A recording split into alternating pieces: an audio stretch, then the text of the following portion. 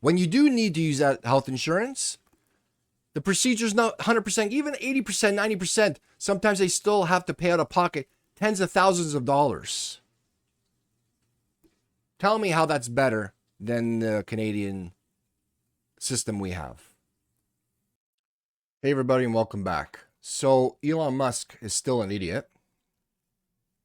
His latest comment kind of hits at home here for me, complaining about or insulting the Canadian healthcare. Now, we do have problems with our healthcare system, but his comment is just so low IQ. It's I don't even know how to explain how much of an idiot he is. But Neil deGrasse Tyson, somebody I really respect for his knowledge and his curiosity, always has this one quote where he states, "One of the greatest challenges in life is knowing enough to think you're right, but not enough to know you're wrong." And this statement and multiple other ones that Elon Musk has put out there on X is just an example of such a person. Thinks he knows everything. He's been successful in a lot of things, but you can be smart and stupid at the same time. So let's take a look at what he had to say about the Canadian healthcare system. So he posted on X on the 26th. When the government does medical care, it is about as good as the DMV. And a lot of Americans out there know the DMV is as useless as tits on a bowl. So I understand what he's saying. He says basically the government screws everything up. Brother, you were part of the government. You were part of Doge. You created Doge. And how successful was that? So I guess he proved his own point. But it's not the government. It's the people who are running the government that makes the difference. The government itself is not the problem. It's the people. So this is a response to someone who posted a comment where the wife was told she was being rude after her husband died while waiting to be seen in the ER for over 8 hours with chest pains. This is to deal with a story in Edmonton, Alberta, where a husband, I believe was 42 years old, went in with chest pains and over 8 hours was not seen, and he died of a heart attack. This guy has access to, I don't know how much information, even access to Grok, his pride and joy. Could have even just asked simple questions to figure out exactly what happened and what the problem was. And to comment that the issue is because the Canadian government is running the healthcare system. That's why this guy died. Again, ignorance, absolute ignorance.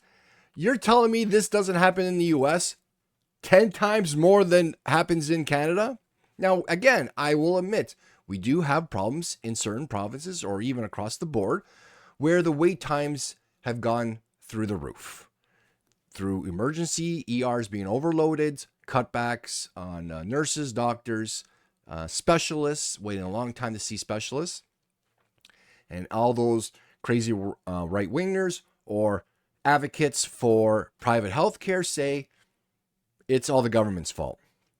Again, just looking in the US as an example, people die all the time from lack of health care because of insurance, because of lack of insurance, because of cost of insurance, more so than what happens here in Canada or anywhere else in the world. So to state that this man died just because the government was running healthcare is laughable. Let's look at the US healthcare system, okay? You have people, and you could just, again, throw a dart anywhere into the internet. Just search stories. Close your eyes. Just put your hand out there and grab any story, and it'll be a common theme. People dying because of insurance denying claims for medication, hitting their cap. They no longer can afford medication. People with insulin, like myself as a diabetic, who had to ration their insulin because they can no longer afford the premiums or deductibles and end up dying. People in the emergency room. Now, there's laws in certain states that a hospital cannot turn you away. But if you go to a hospital, there's stories all over where they don't have to take you, where they can put you out there and let you wait, especially if you don't have insurance. You have an insurance card, they take you right away. If you don't have insurance, you're waiting for hours. Hours. And people have died in the waiting room. Or they'll take you in, do a bunch of tests, and then let you go and say nothing's wrong, and then they die on their way home or at home because they didn't get the adequate care, because they had no insurance. The hospital didn't want to incur that cost because they would not get paid. Going broke, losing their house, their cars, everything they own because a family member got sick, losing their jobs because they had to stay home and take care of them. How is that any better than what we have here in Canada? I would never, ever in my life want to go to a system like that. Even with the problems we have, never would I want to go to a system like that. So for him, again, to say that it's wrong for the government to run healthcare is laughable. Disgusting, laughable. That he believes that the government can't do a better job. Yet private industry is doing a worse job. He doesn't know because he's taken care of. People around him are taken care of. He's in a bubble. Absolutely disgusting. So let's take a look more of the story and figure out exactly what's going on, because there's a lot more detail that him and his followers don't seem to understand, but they just feel, oh, government run, no goods. So first things first. This is the gentleman, okay? 42 years old. Sorry, 44 years old, okay? With his wife and 3 kids. I'm going to be honest with you. First thing when I see the color of their skin. I'm already knowing that there could be other issues than the physical government running it.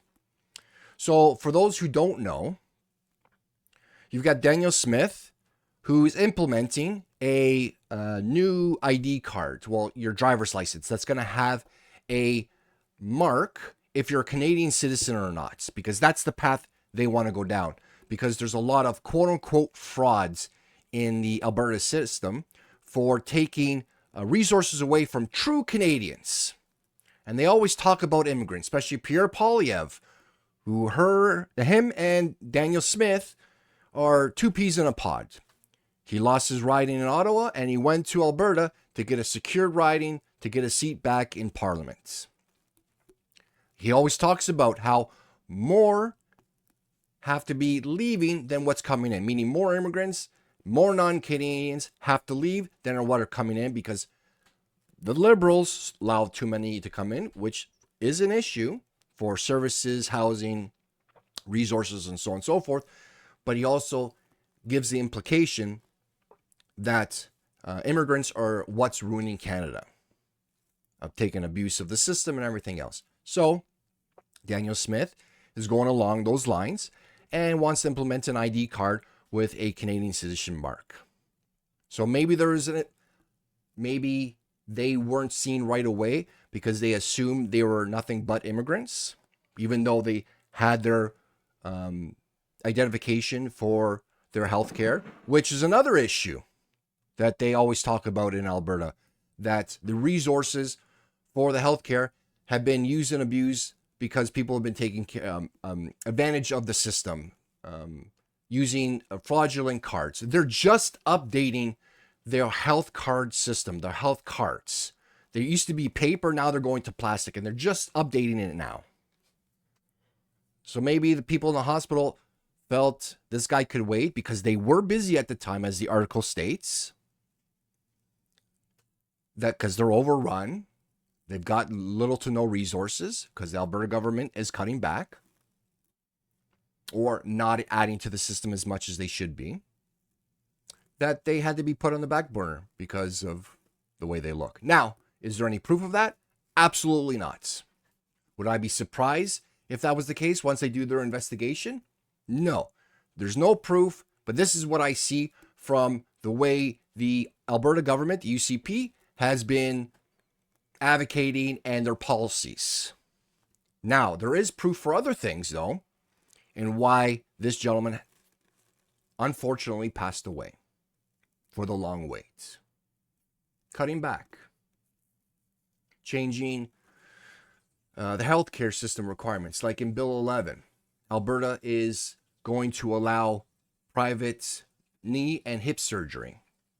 So they're still going to have the public option where if you want to wait, you get on the list. But if you want it faster, they're going to allow doctors to charge privately for those surgeries, which creates a two-tier system, which keeps them from having to add more to the current healthcare system. Because think about this. I need my hip or my knee fixed. Government says, well, you have two options. You can wait on the public side, but you're looking at 6 months, 8 months to a year before it happens. Or you could go to a privately funded doctor and you could probably have it done in a month. But it's going to cost you maybe $20,000, $30,000. You have choice. You can wait or you can pay for it now. And that's the model that they're trying to give to unload the healthcare burden onto the average citizen.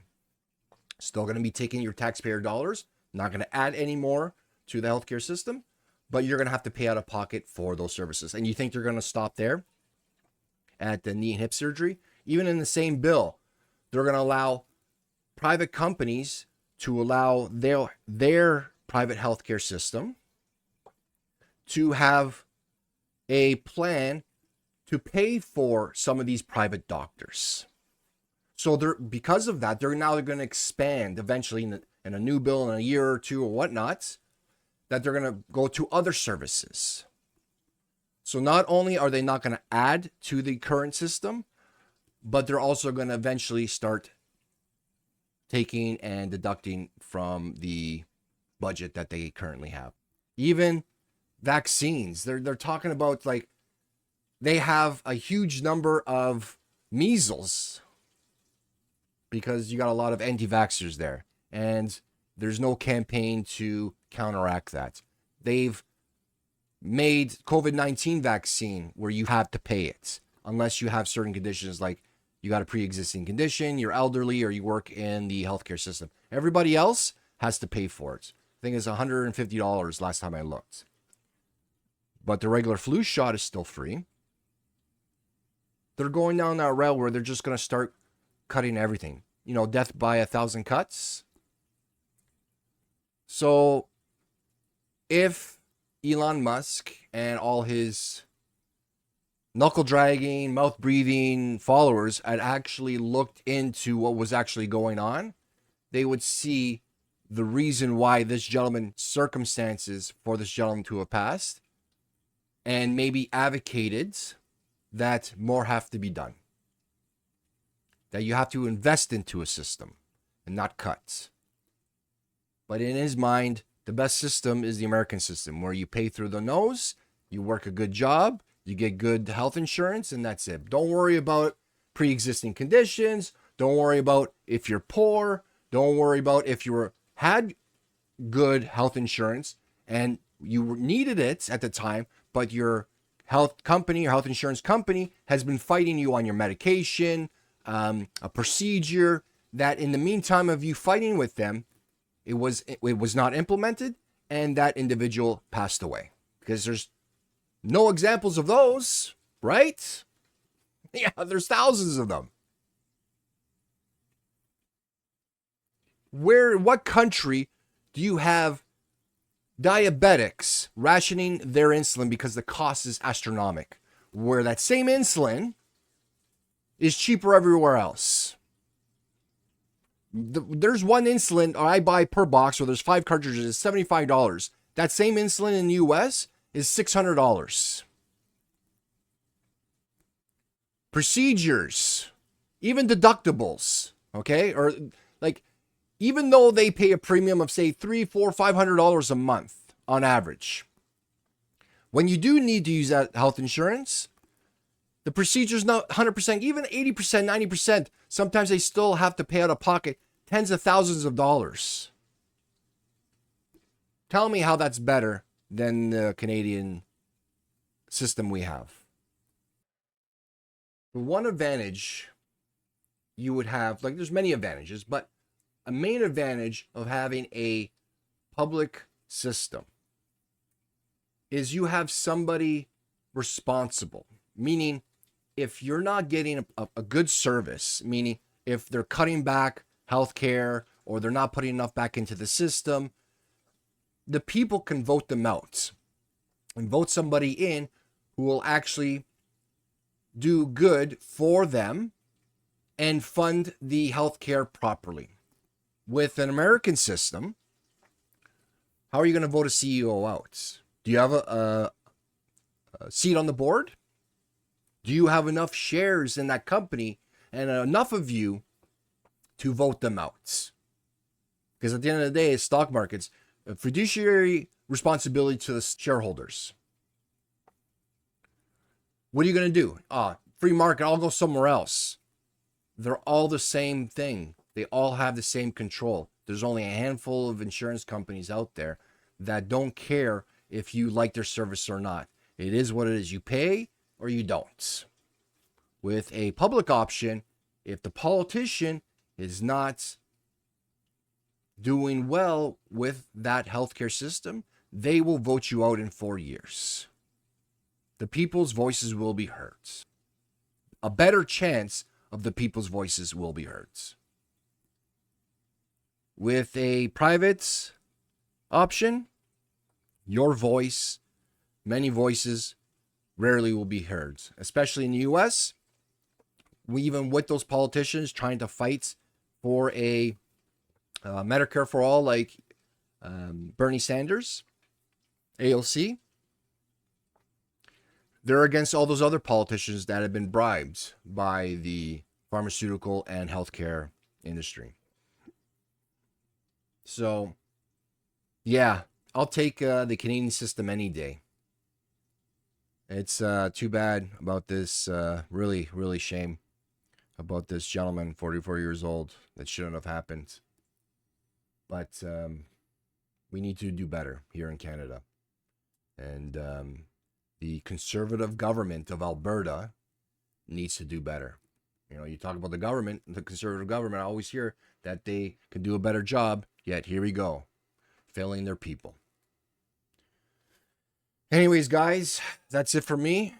If there's any Americans out there, let me know about your healthcare stories, good or bad. I'd like to hear it. And what you would like to see changed in your system, and even Canadians here, what you would like the government to be doing to reduce the burden in the emergency rooms, GPs, and specialists. All right, guys, take care. We'll talk later.